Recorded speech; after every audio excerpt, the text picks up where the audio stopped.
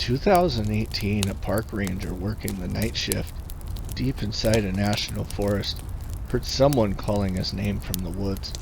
He thought maybe it was a hiker in trouble, until the voice whispered his name again, perfectly, but wrong. What he saw when he stepped outside that cabin would haunt him for the rest of his life, because by sunrise the forest wasn't just hiding one creature, it was hiding hundreds. This is the true story of the ranger who heard his name. It all started a few years ago. It was your run-of-the-mill boring shift at the office. I worked the night shift and our staff was pretty small, so there was usually one or more other rangers working with me. But on this specific night, I was alone. I yawned and looked at the clock. It read 3 a.m. Only a few hours to go. Suddenly, I heard a branch crack outside. Like the paranoid person I was, I instantly tensed up and began to panic slightly. You're being crazy. It's just an animal or something, I thought. My paranoia doubled once I heard another branch break. I knew it was most likely nothing, but I got up and made sure that the door was locked. Then I looked out the window, scanning the area for anything suspicious. I took a deep sigh of relief when everything looked normal. Upon sitting down, I swore that I could hear the faintest footsteps outside the office. So faint, they could have been in my imagination. But they grew louder, and there was no doubt that they were real. The footsteps sounded like neither a normal animal or a human. I tried to distract myself by playing some games on my computer, but the paranoia became too much to ignore. I jumped when I heard the horrific sound of screeching nails on one of the back office windows. I ran to the window only to find a long red scratch mark. My stomach threatened to empty itself at the sight. Usually, I like being alone during night shifts, but at that moment, I wished that I had had another coworker with me. I heard another scratching noise, this time from the window closest to my desk. I ran out of the room and watched as 5 terrifying nails slowly dragged down the glass, leaving the same red marks. I spent the next half an hour sitting in my chair, shaking and trembling with intense anxiety, hearing the scratching every so often. Eventually, I couldn't take it anymore. I got up and I looked at the first window. It was completely covered in red scratches. There was no seeing out of it anymore. I checked the others, and they were all the same. I sat back down and looked at the clock. It was now 4 a.m. I only had about an hour until dawn, and I thought if I could just wait for the morning shift to arrive, I'll be okay. I went around closing the curtains and then settled back into my chair and tried to distract myself with some random news articles, which is really the only entertainment that I could access on the work computers. Then, I shot up in my seat when I heard a horrific scream coming not far outside the office. I grabbed my firearm and I walked out to the front window, peering into the dark. The scream had sounded like someone was in trouble or terrified. I opened the door and stepped into the chilly air, locking it behind me. I turned on my flashlight and slowly scanned the surrounding area and found nothing. "Is anyone out there?" I called. I was met with the same horrific scream, this time much closer. Are you okay?" I called again, my voice shaking. "Help!" An uncanny voice shrieked back, sending me into a panic daze. The hairs on my neck stood up when I felt the gut-wrenching sensation of someone breathing on me. I spun around and aimed my flashlight, illuminating the cruel imitation of a woman staring right at me. After the initial shock wore off, I bolted for the ranger's office.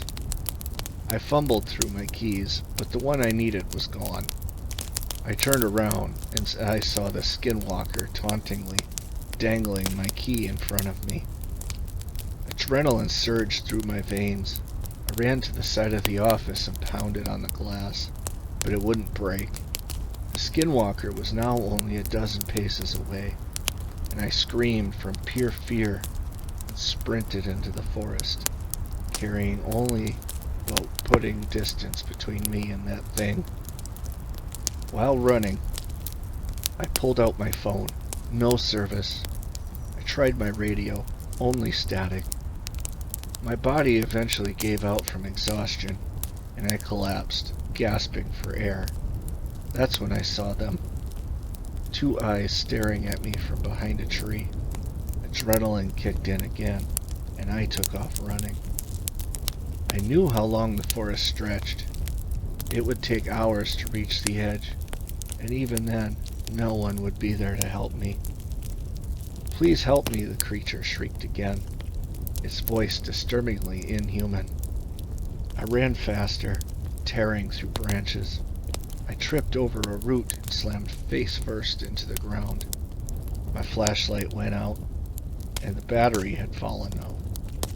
Blind, I felt around desperately, but gave up when I heard footsteps closing in. I stumbled forward, arms outstretched in the darkness. Finally, I broke through the tree line and found myself near a river.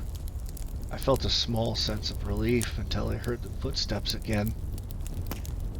I ran along the riverbank, barely staying upright. When I looked back, I saw the creature, now transformed into a four-legged beast, sprinting after me on all fours. Legend said that a Skinwalker could only be killed if you spoke its true name. I didn't know it, but I kept running and praying for daylight. As the sun began to rise, the creature vanished. I slowed down but didn't stop until I reached the next ranger station. I pounded on the door, gasping for breath. A ranger opened it, looking concerned. "Geez, are you all right?" he asked me. "There's something in the woods," I managed to say. "I know," he said. I said, "What?" He smiled eerily. I watched in horror as the ranger morphed into the creature. Before the transformation finished, I caught a glimpse of his badge. The name read, Apache Sioux. "I know," the creature finished, its voice distorted. I ran toward the river with the monster close behind. Then it hit me. Maybe that name was its true identity. I stopped and turned. "Apache Sioux," I shouted. The creature recoiled. "Apache Sioux," I screamed again. It shrieked and fled. I laughed hysterically. I had won. Or so I thought. A deafening roar of countless screams filled the air. The forest erupted with hundreds of skinwalkers and wendigos charging at me from every direction. I ran into the ranger's office and locked the door. They slammed and clawed at the walls. The building began to come apart. "Shoot, shoot, shoot," I yelled. The creatures tore down the structure piece by piece, as if mocking me. In desperation, I decided on the only plan left: fire. I grabbed a pocket knife and struck a rock against it until sparks flew. The dry wood caught, and soon flames began to spread. The creatures shrieked and retreated. Some were caught in the fire. Others fled to the forest. I radioed in that a fire had started, and then ran down to the river and jumped in to escape the heat. The current dragged me, but I managed to swim to the far bank. Exhausted, I collapsed, watching the fire rage across the trees. My radio floated away downstream. I cursed and pressed on, needing to find another ranger station to report the fire. As I entered the woods again, paranoia consumed me. I could feel eyes watching me from every direction, and then I saw them. Two glowing eyes peering from behind a tree. I froze and then ran. After hours of wandering, the forest finally thinned. I stumbled out, smoke filling the air. I I reached another ranger office and warned them about the fire, but not the Skinwalkers. No one would believe me. I eventually made it home safely, but I quit my job soon after. I still have nightmares about those creatures to this day.